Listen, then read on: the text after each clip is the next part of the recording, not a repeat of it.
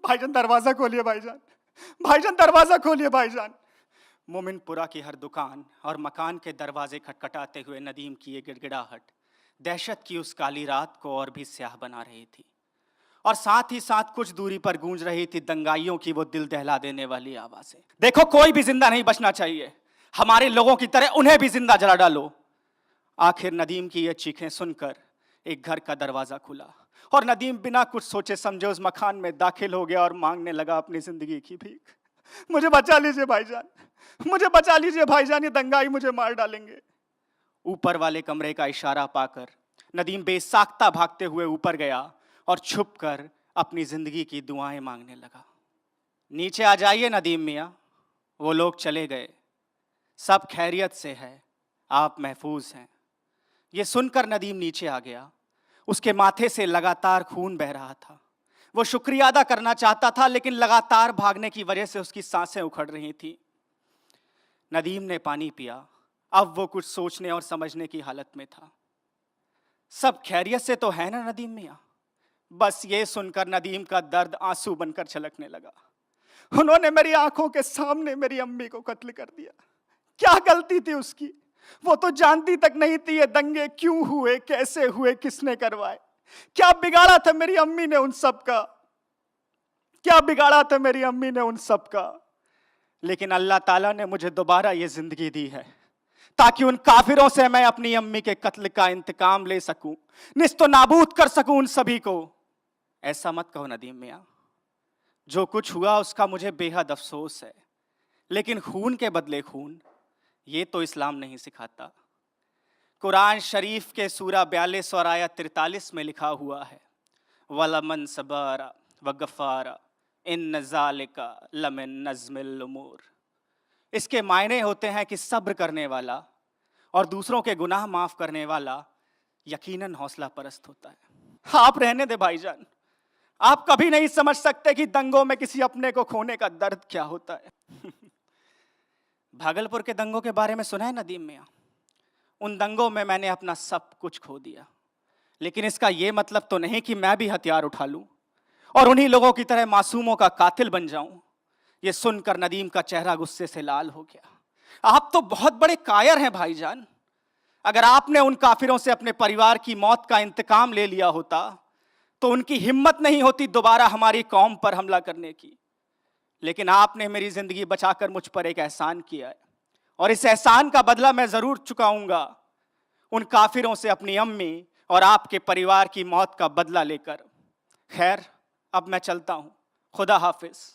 रुको नदीम, तुम अभी गुस्से में हो, अपने साथ ये कुरान पाक ले जाओ।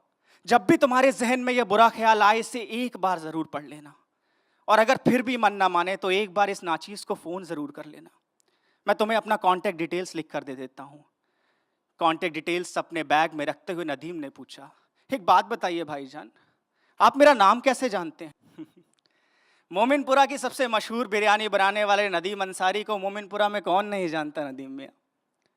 नदीम ने दोबारा मिलने का वादा किया, लेकिन नदीम दोबारा मिलने नहीं आया, क्योंकि वो कमजोरों से नहीं ताकतवर लोगों से ताल्लुकात रखना चाहता था, जो उसकी अम्मी के कत्ल का इंतकाम लेने में उसकी मदद कर सके। इसी सिलसिले में नदीम की मुलाकात हुई आतंकवादी संगठन के सरगना मौलाना अजहर मसूद से। नदीम ना तो कभी मौलाना से मिला था, ना ही कभी उसका चेहरा देखा था, लेकिन फोन पर बात करते हुए नदीम को हमेशा लगता था कि ये आवाज उसने पहले भी कहीं सुनी है। उस आतंकवादी संगठन के मकसद में नदीम को अपना मकसद नजर आने लगा। 26 अक्टूबर शुक्रवार का दिन तय हुआ। भागलपुर एक्सप्रेस में एक ऐसा धमाका किया जाएगा जिससे हिंदुस्तान की रूह कांप उठे, और इस फिदायीन हमले की जिम्मेदारी दी गई नदीम को। नदीम बेहद खुश था, उसके लिए कल बहुत बड़ा दिन था। नदीम ने बैग से अम्मी की तस्वीर निकाली जिस पर वक्त की धूल चढ़ चुकी थी।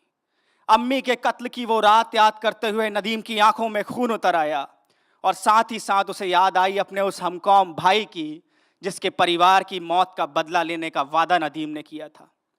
नदीम ने सोचा ये खुशखबरी उन्हें भी दी जानी चाहिए।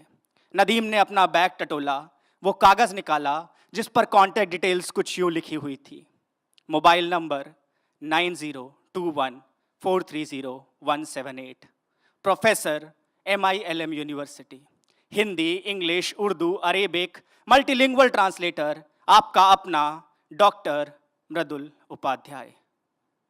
नदीम को अपनी आंखों पर यकीन नहीं हो रहा था कि उसकी जान बचाने वाला, उसे एक नई जिंदगी देने वाला किसी और ही मजहब का था। नदीम ने अपना मोबाइल उठाया और गूगल पर टाइप किया, people died in Bhagalpur rights. Bhagalpur के दंगों में मरने वालों में उपाध्याय परिवार के 5 लोगों के नाम थे। डॉक्टर उपाध्याय के माता पिता, उनकी पत्नी, 12 और 7 साल की 2 मासूम बेटियां, जिन्हें दंगाइयों ने उनकी आंखों के सामने जिंदा जला दिया था। नदीम को खुद पर शर्मिंदगी महसूस हो रही थी। भटके हुए नदीम और उन धमाकों में मारे जाने वाले हजारों मासूमों को बचाकर डॉक्टर उपाध्याय ने उन दंगाइयों से अपने परिवार की मौत का इंतकाम ले लिया था।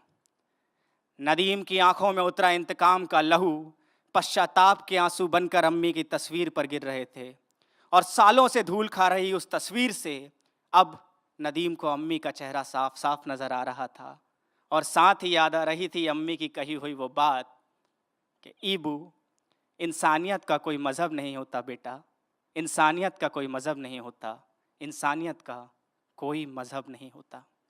Thank you.